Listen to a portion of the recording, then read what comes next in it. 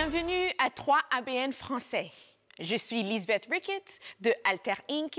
et aujourd'hui, j'ai avec vous un message spécial qui a pour titre « L'entrepreneuriat pour les femmes ».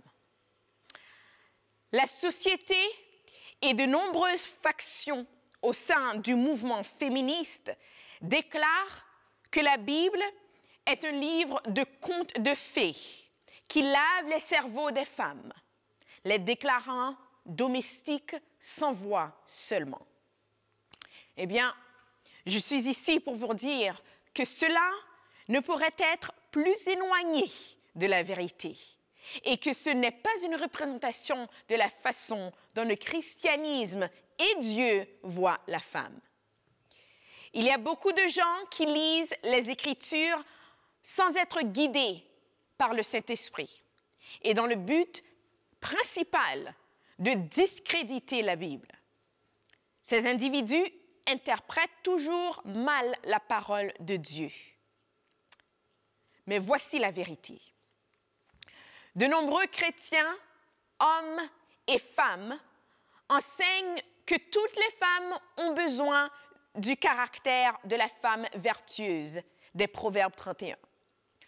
Le problème est qu'ils ne citent que les passages des Écritures où cette femme sert son mari, sert ses enfants, fait la cuisine et le ménage. Ce qui néglige et qui pousse beaucoup de gens à croire que la femme vertueuse n'est qu'une femme au foyer, c'est que Dieu a créé cette femme pour qu'elle soit également propriétaire d'une entreprise. La femme vertueuse, selon Proverbe 31, n'est pas seulement capable de prendre soin de sa famille et de son foyer. Elle est capable de construire un empire elle-même en apportant de l'argent avec son mari. Et voici quelque chose d'encore plus étonnant sur la façon dont Dieu considère les femmes. Il suffit de penser à ce qu'une femme qui a un mari et des enfants et qui a une entreprise doit vivre au quotidien. La femme doit s'occuper de son mari. Elle fait probablement la majorité de la cuisine pour la famille. Et si elle a un nouveau-né, cet enfant s'accroche à son sein 24 heures sur 24, 7 jours sur 7. Elle a une plus grande part dans l'éducation et le soin de l'enfant. Et en partageant les responsabilités des tâches ménagères avec son mari, elle en fait probablement la plus grande partie. Et en plus de tout cela, elle crée, développe et gère sa propre entreprise. Mais le monde dit que les femmes de la Bible sont faibles. Comment? Cette femme du proverbe est plus impressionnante que l'image de la femme que le féminisme essaie de créer. La femme vertueuse fait plus dans la maison que son mari ou ses enfants. Et elle apporte de l'argent en plus. Elle sert son mari, ses enfants et son foyer comme personne d'autre. Et devinez ce que Jésus-Christ dit à ce sujet dans Matthieu 23, versets 11 à 12. Le plus grand parmi vous doit être votre serviteur. Celui qui s'élève sera abaissé, mais celui qui s'abaisse sera élevé. Ici, le Christ dit que la femme est celle qui sert le plus dans la maison, puisque personne ne peut faire son travail. Elle est la plus grande dans la maison, même si son mari est le chef de la famille. Ce n'est pas moi qui l'ai dit, c'est dans la Bible. De plus, un exemple de femme prenante dans la Bible est Lydie de Thyatire. Acte 16, versets 14 à 40, nous apprend que son activité consistait à fabriquer et à vendre des vêtements coûteux en pourpre, fabriquée à partir d'une teinture spéciale que l'on ne trouvait que dans cette région. C'était l'une des principales industries de Thyatire. En plus de cela, Lydie avait une maison dont elle s'occupait. Pensez-vous qu'elle a été placée ici dans la Bible juste pour remplir le livre? Absolument pas.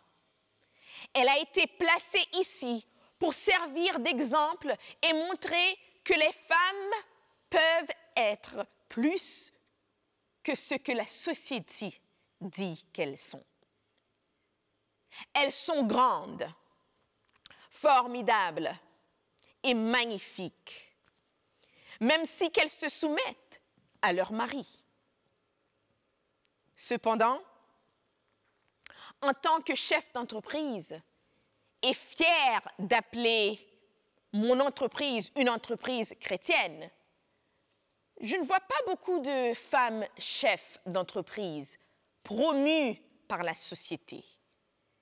Il y a bien des femmes chefs d'entreprise, mais la société ne semble montrer que les Richard Branson, Steve Jobs et Bill Gates du monde. Alors, vers qui les jeunes femmes qui grandissent aujourd'hui se tournent-elles pour trouver l'exemple et l'inspiration pour un jour utiliser les dons, les talents et l'éducation que Dieu leur a donnés pour créer leur propre entreprise? Eh bien, Dieu a vu cela aussi et il a un mot spécial pour les femmes qui désirent répondre à son appel à devenir propriétaires d'entreprise. Comme le Saint-Esprit a inspiré le roi Salomon, il a écrit sur la femme parfaite. Lorsque vous étudiez vraiment ces Écritures, vous découvrez que la femme Proverbe 31 est une propriétaire d'entreprise. Voici ce que le roi Salomon dit de la femme Proverbe 31. Elle se procure de la laine et du lin et travaille d'une main joyeuse.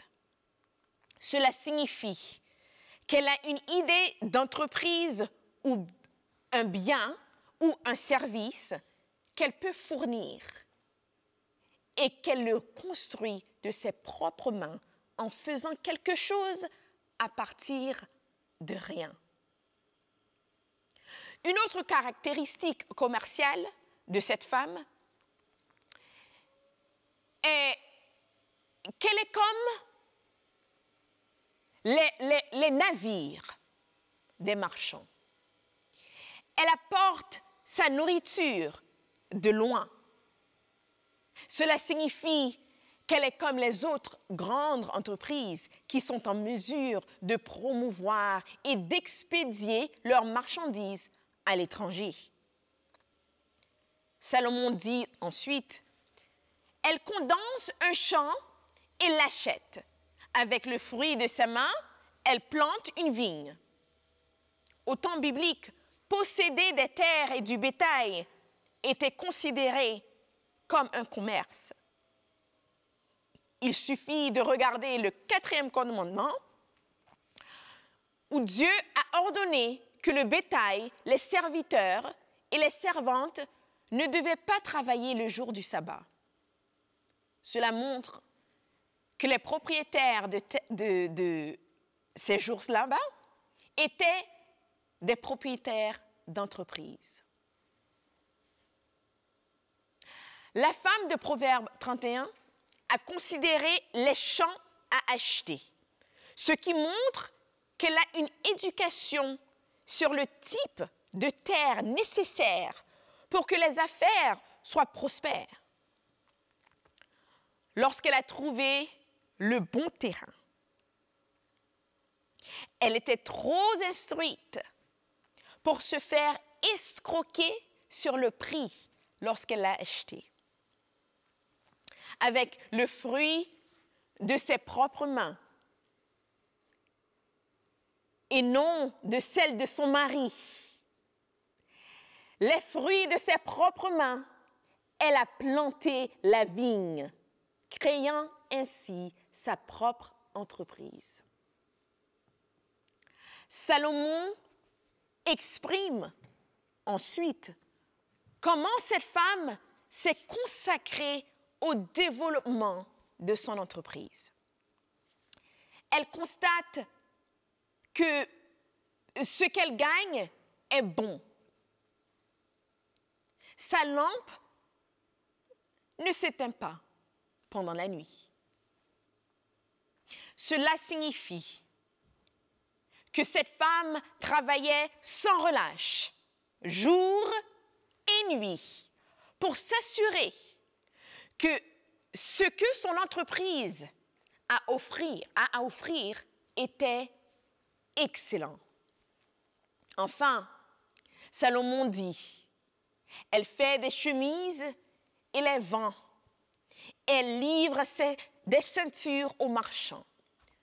Cela montre que cette femme, elle peut vendre ses marchandises elle-même. Ou elle peut les vendre à des marchands qui les vendent pour elle. Ainsi, pour toutes les femmes d'affaires en herbe, Dieu vous a appelés à la victoire en lui par le biais du commerce chrétien.